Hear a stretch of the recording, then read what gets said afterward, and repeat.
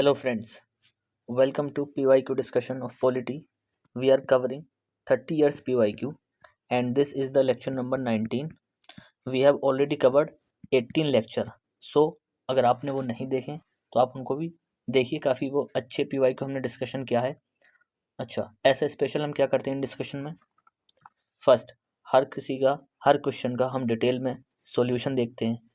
Elimination tricks भी यहाँ पर सीखी जाती है और एप्टीट्यूड डेवलपमेंट जो भी एमसीक्यू को सॉल्व करने का होता है और जो यूपीएससी प्रीलिम्स के लिए मास्टर स्ट्रोक है उसको भी हम यहाँ पर देखते हैं। और जो भी ट्रैप्स और हैक्स एग्जामिनर के द्वारा क्वेश्चन के अंदर सेट किए जाते हैं उनको भी हम यहाँ पर हाथ के हाथ देखते चलते हैं। तो ये हमारा 19 है। हम स्टार्ट करते हैं अपना आज का discussion. First question, the parliament of India the purpose of the adjournment motion is. हमारी पार्लियामेंट में जो एडजर्नमेंट मोशन है उसका पर्पस क्या है? To allow a discussion on a definite matter of urgent public importance. Second, to let opposition members collect information from the ministers. To allow a reduction of specific amounts in demand for grant और to postpone the proceedings to check the inappropriate और violent behaviour on the part of some members. देखिए, adjournment motion parliament के chapter में दिया हुआ है और इसका जो मेन इंपॉर्टेंट वर्क होता है, जो पर्पस होता है वो क्या होता है? किसी भी अर्जेंट मैटर पर डिस्कशन करना। ठीक है, तो इस क्वेश्चन का राइट आंसर था ए। इसमें कुछ ऐसा लॉजिकल या एलिमिनेशन टेक्स हम नहीं लगा सकते क्योंकि ये एक कम्प्लीटली स्टैटिक टॉपिक है। ठीक है, तो इसकी हमें इंफॉर्मेशन, इसकी हमें नॉलेज होनी चाहिए। इंपॉर्टेंट है पार्लियामेंट का पूरा चैप्टर। हर ईयर एक क्वेश्चन, 1 से 2 क्वेश्चन और मैक्सिमम 3 क्वेश्चन भी पूछे जाते हैं पार्लियामेंट के चैप्टर से, तो हमको वो पढ़ के ही जाना है। तो एडजर्नमेंट मोशन क्या है? ये इसका आंसर है ए। इज क्या है? ये पार्लियामेंट की ऐसी डिवाइस है जिसका पर्पस होता है कि किसी भी अर्जेंट मैटर के इशू को राइज करना। ठीक है, कोई मान लीजिए पब्लिक इंपॉर्टेंस से रिलेटेड है और जिस पर कि इमीडिएट डिस्कशन होना है, तो उस क्वेश्चन को, उस डिस्कशन को एडजर्नमेंट मोशन के द्वारा किया जाता है। ठीक है, अच्छा, इस मोशन को रिक्वायरमेंट किसकी होती है? इसके अप्रूवल को किसकी रिक्वायरमेंट होती है? Speaker in case of Lok Sabha या फिर चेयरमैन। ठीक है, तो चेयरमैन की अप्रूवल, इनके अप्रूवल की नीड होती है इस मोशन को। अगर इस मोशन को अप्रूवल मिल जाता है, ठीक है, तब क्या होता है? ये मोशन आता है और अप्रूवल के साथ साथ में 50 मेंबर की यहाँ पर सपोर्ट भी जरूरी है। सपोर्ट, ठीक है, इसको एडमिट करने के लिए 50 मेंबर की सपोर्ट भी होनी चाहिए। इतना हम इस क्वेश्चन के बारे में ध्यान रखेंगे एडजर्नमेंट मोशन से। चलिए अब नेक्स्ट क्वेश्चन पर चलते हैं। Consider the following statement, union territories are not represented in the Rajya Sabha. सबसे पहले देखिए कि यहाँ पर करेक्ट पूछा है और मिनिमम 1 सही और मैक्सिमम 2 सही है। इसका मतलब ये है कि एक तो हर हाल में यहाँ पर रॉन्ग हो ही सकता है, होगा ही होगा। तो the union territories are not represented in the Rajya Sabha. क्या यूटीज राज्यसभा में प्रेजेंट नहीं होती? सोचिए आप। It is within the purview of the chief election commission to adjudicate the election dispute. क्या ये चीफ इलेक्शन कमिश्नर काम होता है कि जो भी इलेक्शन के डिस्प्यूट है उसको एडजुडिकेट करे? According to the constitution of India the parliament consist of the Lok Sabha and the Rajya Sabha.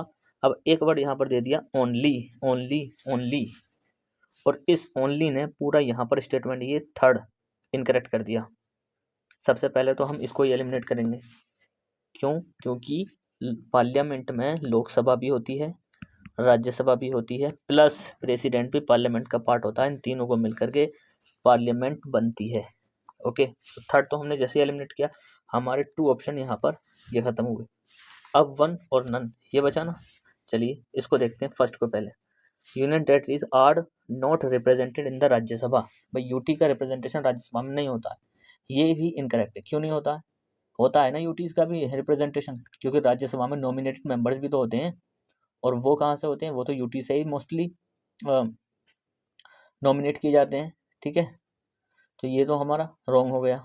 अच्छा बताइए, राज्यसभा में 2 यूटीज का यहाँ पर रिप्रेजेंटेशन है फिलहाल में, उन 2 यूटीज का आप मुझे नाम बताइए। फर्स्ट भी यहाँ पर रॉन्ग है और इस क्वेश्चन का जो राइट आंसर है, फिर तो ऑप्शन में कुछ बचा ही नहीं, ऑप्शन नंबर डी। आपको ये नहीं भी पता है, सेकंड ऑप्शन जो है भाई, जो इलेक्शन कमीशन का डिस्प्यूट होता है इलेक्शन से रिलेटेड, क्या उसको चीफ इलेक्शन कमिश्नर देखता है, आपको ये मान लीजिए नहीं भी पता है, आपको कन्फ्यूजन है, तब भी इस क्वेश्चन का आंसर आ सकता है। और सेकंड भी यहाँ पर रॉन्ग है, सेकंड भी रॉन्ग है। अब देखिए, एक तो दिल्ली प्लस पुडुचेरी, इनका रिप्रेजेंटेशन मिलता है यहाँ पर हमारी राज्यसभा के अंदर। दूसरा क्यों इनकरेक्ट है, क्योंकि इलेक्शन कमिश्नर के पास कोई भी अथॉरिटी नहीं होती है इलेक्शन डिस्प्यूट के एडजुडिकेशन से रिलेटेड। ये किसकी अथॉरिटी होती है, ये होती है इलेक्शन ट्राइब्यूनल से या फिर हाई कोर्ट है। इलेक्शन कोई ट्राइब्यूनल है या फिर कोई हाई कोर्ट है, और या फिर सुप्रीम कोर्ट के भी द्वारा हो सकती है। सुप्रीम कोर्ट के पावर, ये पावर है कि ऐसे मैटर्स को एडजुडिकेट करे। ठीक है, चलिए आगे बढ़ते हैं।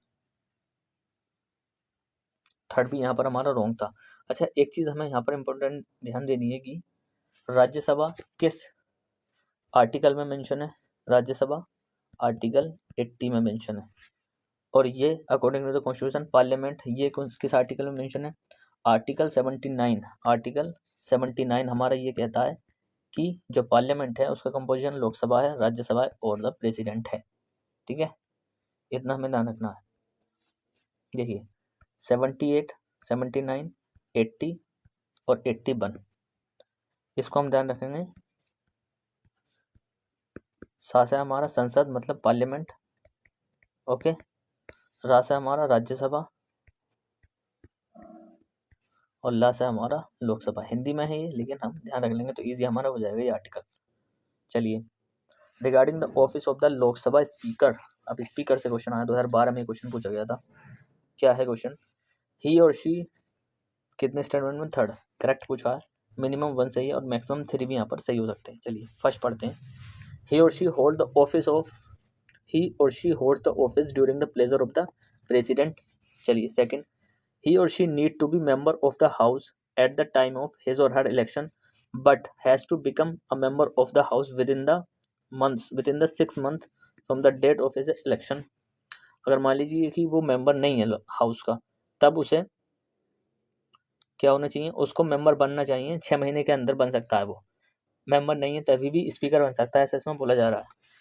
ठीक है, जब उसको स्पीकर बनाया जाता है तब वो अगर लोकसभा का मेंबर नहीं है, वो अपनी मेंबरशिप उसको बनना होगा मेंबर कितने 6 मंथ में, ऐसा इसमें बोला जा रहा है। Third, if he or she intends to resign the letter of his or her resignation has to be address to the deputy speaker. मान लीजिए जब उसको रिजाइन करना है तब वो अपना जो रिजाइनेशन है वो किसको देगा, डिप्टी स्पीकर को देगा। तो थर्ड तो यहाँ पर एब्सोल्युटली करेक्ट है। अब फर्स्ट देखते हैं पहले, ही or she hold the office during the pleasure of the president, ये स्टेटमेंट यहाँ पर रॉन्ग है। प्लेजर ऑफ द प्रेसिडेंट पर ऐसा कुछ नहीं होता, क्योंकि स्पीकर का मेंशन आर्टिकल 93 से 97 तक है, और स्पीकर कब तक ऑफिस में रहता है, जब तक कि लोकसभा, यहाँ पर लोकसभा की लाइफ होती है। उसके प्रेसिडेंट को रोल ही नहीं है उसको रिमूव करने में, स्पीकर को। तो जब तक यहाँ पर लोकसभा जब तक रिमेन रहती है ना ऑफिस में, तब तक यहाँ पर स्पीकर बना रहता है, और प्रेसिडेंट का इसमें कोई भी रोल नहीं है, कोई भी इसमें रोल नहीं है प्रेसिडेंट का, ये हमें ध्यान रखना। ओके, स्पीकर जो है ना वो यहाँ पर प्रेसिडेंट के द्वारा कुछ भी ऐसा रिमूवल नहीं होता है। और स्पीकर तो जब मान लीजिए कि लोकसभा डिसॉल्व हो जाती है तब भी अपना जो ऑफिस है उसको वेकेट नहीं करता है। ये डिसॉल्व हो गई, लोकसभा जो है डिसॉल्व हो गई, डिसॉल्व होने पर भी स्पीकर एकदम से अपना जो ऑफिस है उसको वेकेट नहीं करता है, अपना ऑफिस को वेकेट नहीं करता है वो। ठीक है, एकदम से ऑफिस अपना नहीं छोड़ता है, वो कंटिन्यू बना रहता है जब तक कि न्यूली इलेक्टेड लोकसभा नहीं आती, जब तक वो यहाँ पर स्पीकर रहता है, अपने ऑफिस में वो रहता है। First statement is wrong. Second, he or she need to be a member of the house at the time of his election, मतलब he or she need not to be a member, अगर वो member नहीं भी है तभी उसको speaker बना दिया जाएगा, ऐसा नहीं है। उसको मेंबर लोकसभा का होना ही पड़ेगा अगर उसको स्पीकर बनना है तब। आर्टिकल 93 में ये मेंशन है। 93 में क्या बोला गया है कि स्पीकर, एक वर्ड है must, must be member of the Lok Sabha eight the time of their election. ठीक है, ये ध्यान रखना। और ये जो केस है ना कि वो 6 मंथ की अगर मेंबर नहीं है उसको मिनिस्टर बनाया जा सकता है। कि मान लीजिए कि मेंबर वो नहीं है, मेंबर नहीं है, कोई ऐसा पर्सन है जो मेंबर नहीं है उसको क्या होता है कि मिनिस्टर बना दिया जाता है। और अगर वो मेंबर नहीं है, मिनिस्टर बना दिया, लेकिन उसको 6 मंथ के अंदर मेंबरशिप लेनी होगी किसी भी हाउस की। ऐसा तो मिनिस्टर के केस में है, ऐसा स्पीकर केस में नहीं है। ये भी हम ध्यान रखना, बहुत ज़्यादा इंपॉर्टेंट है ये। इस क्वेश्चन का राइट आंसर था बी। चलिए अब थर्ड पर चलते हैं हम। Fourth question, which of the following special power have been conferred on the Rajya Sabha by the constitution of India. Constitution of India ने राज्यसभा को कौन सी स्पेशल पावर दी है? First, to change the existing territory of state and to change the name of state. कि existing territory को change कर सकती है, स्टेट को चेंज कर सकती है और नेम चेंज कर सकती है। ये स्पेशल पावर है? मुझे तो नहीं लगता। बी देखिए, to pass a resolution empowering the parliament to make laws in the state list and to create one or more all India service. थोड़ा सेंस दे रहा है। C, to amend the election procedure of the president and to determine the pension of the president. देखिए, मतलब president की pension को determine किया जा रहा है और ये राज्यसभा की स्पेशल पावर है। मतलब कि लोकसभा की कोई पावर नहीं है, ये भी नहीं हो सकता। क्योंकि अगर प्रेसिडेंट का कुछ भी पेंशन से रिलेटेड कोई वर्क है या फिर इलेक्शन प्रोसीड्यूर से रिलेटेड कोई वर्क है तो उसमें तो लोकसभा होनी चाहिए। लॉजिकली ये इनकरेक्ट है। D, to determine the functions of the election commission and determine the number of election commission. अब इलेक्शन कितना बड़ा टॉपिक है इंडिया के अंदर, अगर उसमें लोकसभा का कुछ पावर नहीं होगी और सारी है स्पेशल पावर राज्यसभा की होगी तो गलत होगा ना। डी भी यहाँ पर होंगे। To change the existing territory, ऐसी इस केस में है। And to change the name of the state, इसमें भी यहाँ पर स्पेशल कोई ऐसी राज्यसभा के पास पावर नहीं है। और बी यहाँ पर करेक्ट है कि कोई भी ऐसा रेजोल्यूशन पार्लियामेंट को इम्प्रूव करता, मतलब एम्पावर करता है कि उसको लॉ बनाने चाहिए स्टेट लिस्ट के, स्टेट लिस्ट पर उसको लॉ बनाना है। तो ऐसा कोई भी रेजोल्यूशन अगर पास होगा तो वो सिर्फ राज्यसभा कर सकती है। या फिर कोई ऑल इंडिया सर्विस बनानी है तब भी ये स्पेशल पावर राज्यसभा को दी गई है। इसी केस में यहाँ पर सिर्फ राज्यसभा के पास स्पेशल पावर है और बी इसका करेक्ट आंसर है। ठीक है, तो जो पार्लियामेंट है, जो जो राज्यसभा है ना, राज्यसभा पार्लियामेंट को ऑथोराइज कर सकती है कि वो सब्जेक्ट, ऐसे सब्जेक्ट जो कि स्टेट लिस्ट में मेंशन है उनके ऊपर लॉ बना सकती है। ये किस आर्टिकल में मेंशन है? स्टेट लिस्ट वाला कॉन्सेप्ट ये किस आर्टिकल में मेंशन है? आर्टिकल 249 में, 249 में मेंशन है। इसको बोलते हैं एक्सक्लूसिव या special power of the Rajya Sabha. Okay, अब कुछ और पावर भी हैं जो स्पेशल हैं, कुछ और पावर हैं उनको भी यहाँ पर हमें देखना चाहिए क्या है और पावर। फर्स्ट है, क्या है कि जो भी रिमूवल होता है ना वाइस प्रेसिडेंट से रिलेटेड, उसका resolution introduced only in the Lok Sabha, Rajya Sabha. जो वाइस प्रेसिडेंट के रिमूवल से रिलेटेड कोई भी ऐसा रेजोल्यूशन है, रेजोल्यूशन ये इंट्रोड्यूस्ड होगा ओनली इन, कहाँ पर? Only in Rajya Sabha. एक तो यहाँ पर ये स्पेशल पावर है। दूसरा कि अगर नेशनल इमरजेंसी को डिक्लेयर करना है या प्रेसिडेंट रूल को या फाइनेंशियल इमरजेंसी को इनको डिक्लेयर करना है, ठीक है, तो वो डिक्लेयर हो सकती है और वो मतलब बनी भी रहेंगी जब अगर केवल राज्यसभा के द्वारा वो अप्रूव होती हैं। और किस केस में? जबकि लोकसभा डिसॉल्व हो चुकी हो। ये ऐसा यहाँ पर दिया गया है कि मान लीजिए लोकसभा डिसॉल्व हो गई तो यहाँ पर जो राज्यसभा है वो फाइनेंशियल इमरजेंसी, ठीक है, नेशनल इमरजेंसी या फिर प्रेसिडेंट रूल, इनको भी वो क्या कर सकती है, इनका अप्रूवल दे सकती है, इनको इनको इनको डिक्लेयर करने का प्रोक्लेमेशन दे सकती है राज्यसभा। किस केस में? जब लोकसभा डिसॉल्व हो जाती है। ठीक है, तो ये भी ध्यान रखना। तो क्या है कि प्रोक्लेमेशन,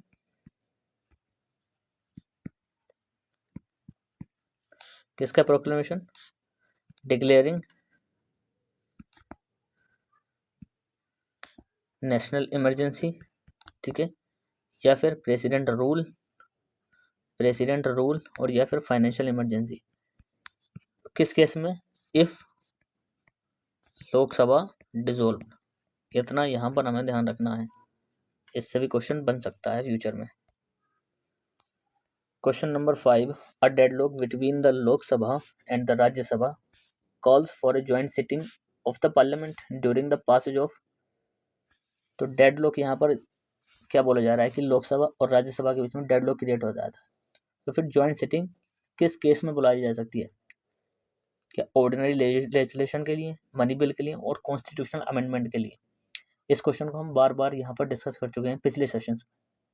ये बहुत अच्छी तरीके से हमने डिस्कस किया था कि मनी बिल और कॉन्स्टिट्यूशनल अमेंडमेंट बिल के लिए जॉइंट सिटिंग नहीं होती है, ओनली ऑर्डिनरी लेजिस्लेशन के लिए होती है। तो यहाँ पर 2 और 3 करेक्ट है, नॉलेज बेस्ड क्वेश्चन था कंप्लीटली। फर्स्ट यहाँ पर इसका आंसर है ए। अच्छा, जॉइंट सिटिंग किस आर्टिकल में मेंशन है? जॉइंट सिटिंग मेंशन है आर्टिकल 108 में। तो मनी बिल और कॉन्स्टिट्यूशनल अमेंडमेंट बिल के लिए नहीं होती है। ओके, ये हमें ध्यान रखना है। अच्छा, जॉइंट सिटिंग के लिए कोरम कितना चाहिए? देखिए, जॉइंट सिटिंग के लिए जो कोरम का प्रावधान है वो कितना है? ऐसा बोला गया है कि 1/10 जो होने चाहिए मेंबर उसमें प्रेजेंट होने चाहिए, total members of the house. ठीक है, 1/10 of total member of the house, 1/10 present होने चाहिए, तब यहाँ पर जॉइंट सिटिंग का प्रोविजन हो सकता है। अच्छा, स्पीकर ऑफ लोकसभा जो है ना वो प्रिसाइड करता है जॉइंट सिटिंग। दूसरा फैक्ट ये ध्यान रखना है हमें कि जो स्पीकर होता है वो प्रिसाइड ओवर करता है, अध्यक्षता करता है।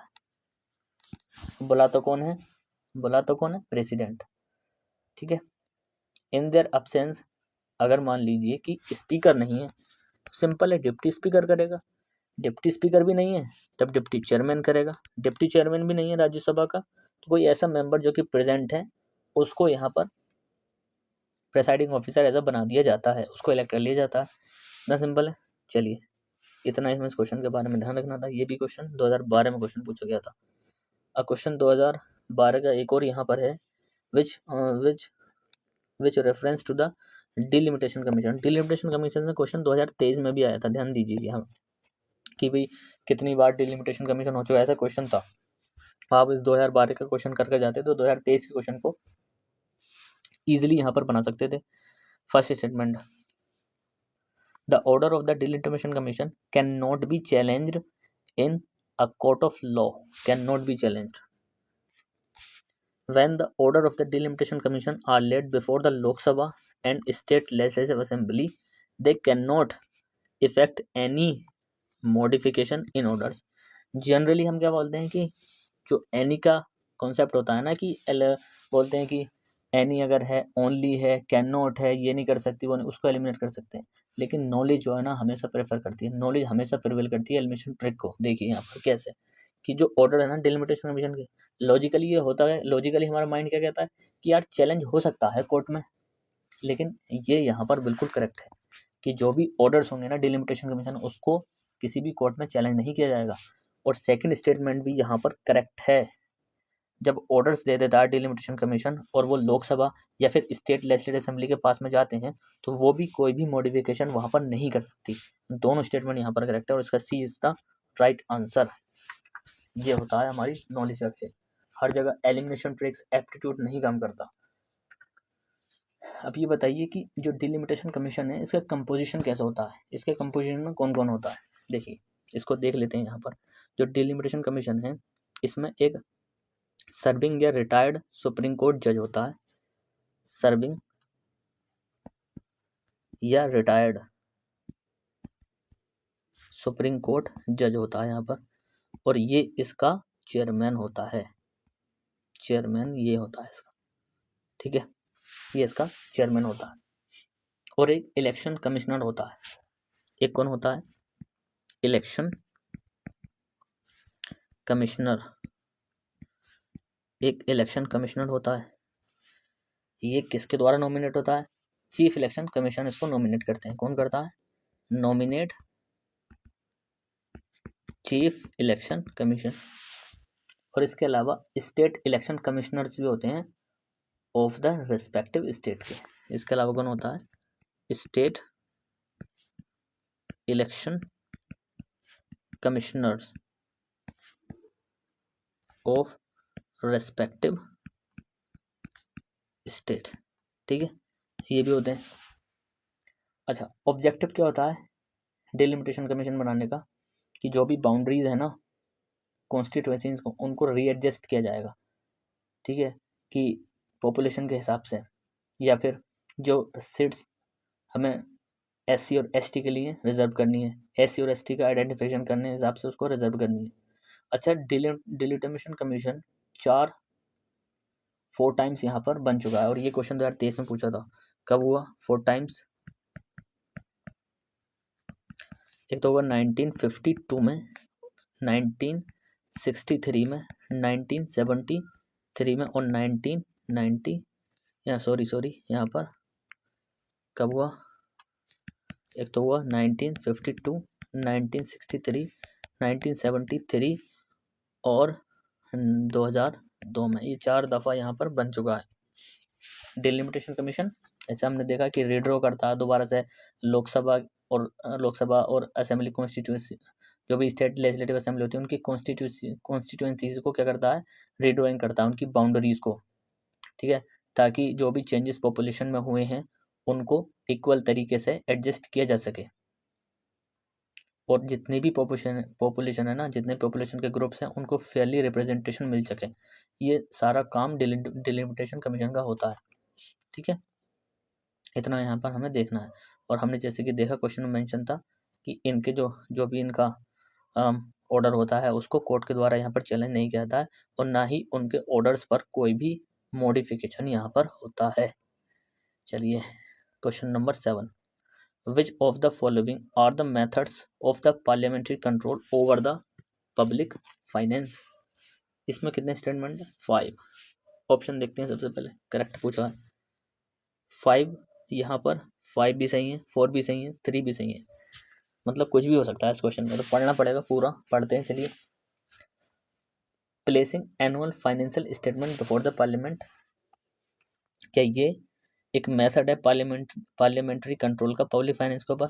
बजट तो है ही, बजट तो मतलब जब प्रेजेंट किया था लोकसभा या पार्लियामेंट के सामने, तो इसी के हिसाब से तो सारी चीज़ चलती है। फर्स्ट तो होना चाहिए, फर्स्ट तो होना चाहिए। मैं इस पर अगर कंफर्म हूँ तब मैं ऑप्शन फिर देखूंगा, और मैं ये देखूंगा कि किस में यहाँ पर फर्स्ट मेंशन नहीं है। ऑप्शन सी में यहाँ पर फर्स्ट मेंशन नहीं है, इसको मैं एलिमिनेट कर दूंगा। अब देखिए second, withdrawal of money from consolidated fund of India only after passing the appropriation bill. Appropriation bill जब पास होगा, पास होने के बाद ही कंसोलिडेटेड फंड ऑफ इंडिया से मनी का विड्रॉल हो सकता है। इस क्वेश्चन को भी हम देख चुके हैं, और ये यहाँ पर करेक्ट है, इसमें तो कंफ्यूजन होनी नहीं चाहिए, क्योंकि हमने बहुत बार ये डिस्कस कर चुके हैं। और इसका आप आर्टिकल भी अगर आपको पता हो कमेंट बॉक्स में जरूर बताइएगा। तो सेकंड भी सही होना चाहिए। सेकंड तो भाई इसमें भी है, इसमें भी, और इसमें भी है। चलो इससे कुछ एलिमिनेशन हमारा नहीं हुआ। अब अगर ऐसा भी कर सकते थे कि हम टाइम बचाने के लिए सेकंड को पढ़ते नहीं, अगर हमने थर्ड को यहाँ पर कंप्लीट रॉन्ग मान लिया है, अपने हम 100% श्योर हैं, तब ऐसा हो सकता था। Provision of supplementary grants and vote on accounts, supplementary grants जो दी जाती हैं बजट के अलावा, या फिर वोट ऑन अकाउंट्स, तो यह एक ये वाला प्रोविजन, या फिर एक पीरियोडिक और at least media review of programmes, macro economic forecast and expenditure by parliamentary budget office, ऐसा बोला जा रहा है। अब ये जनरली जो भी सीरियस एस्पिरेंट होता है वो लक्ष्मीकांत इसी तरीके से पढ़ता है, लेकिन यहाँ पर ऐसा कभी पढ़ने को मिलता नहीं कि यार एक मीडिया रिव्यू बनता है, पार्लियामेंट्री बजटरी ऑफिस होता है, नहीं, यही यहाँ पर थोड़ा सा ट्रैप था। और fifth, introducing the financial bill in the parliament, financial bill को इंट्रोड्यूस करना पार्लियामेंट में, ये तो एक मेथड है। तो यहाँ पर फिफ्थ भी करेक्ट है, थर्ड भी करेक्ट है, और फोर्थ यहाँ पर नहीं है, कोई पार्लियामेंट्री बजट ऑफिस होता ही नहीं है, ये था। अब आप बताइए कि जो बजट है ये किस आर्टिकल में मेंशन है? ये आर्टिकल में मेंशन है हमारा 112 में, और ये किस में मेंशन है कि कंसोलिडेटेड फंड ऑफ इंडिया से एक अप्रोप्रिएशन बिल का पास होना जरूरी है, आर्टिकल 114 में मेंशन है, ये भी ध्यान रखना है हमें। और फाइनेंशियल बिल तो हम देखते ही हैं, फाइनेंशियल बिल के लिए ज़रूरी है, ठीक है। इतना इस क्वेश्चन के बारे में ध्यान रखना था, और राइट आंसर था हमारा ए। चलें नेक्स्ट क्वेश्चन,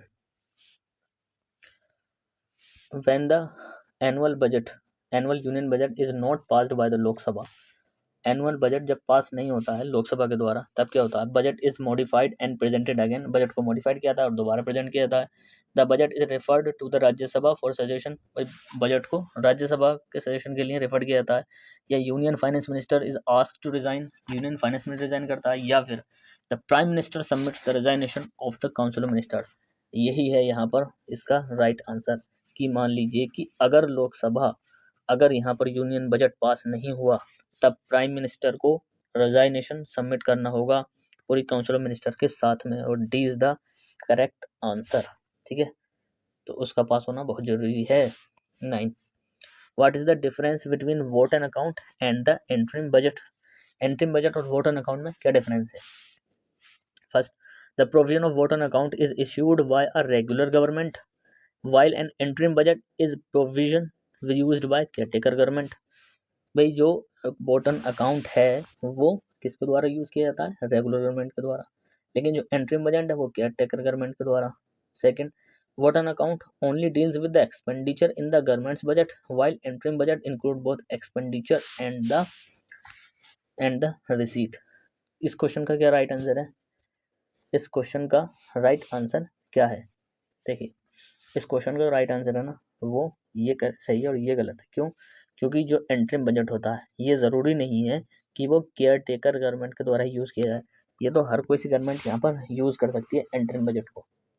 ठीक है, इसलिए ये स्टेटमेंट यहाँ पर रॉन्ग है,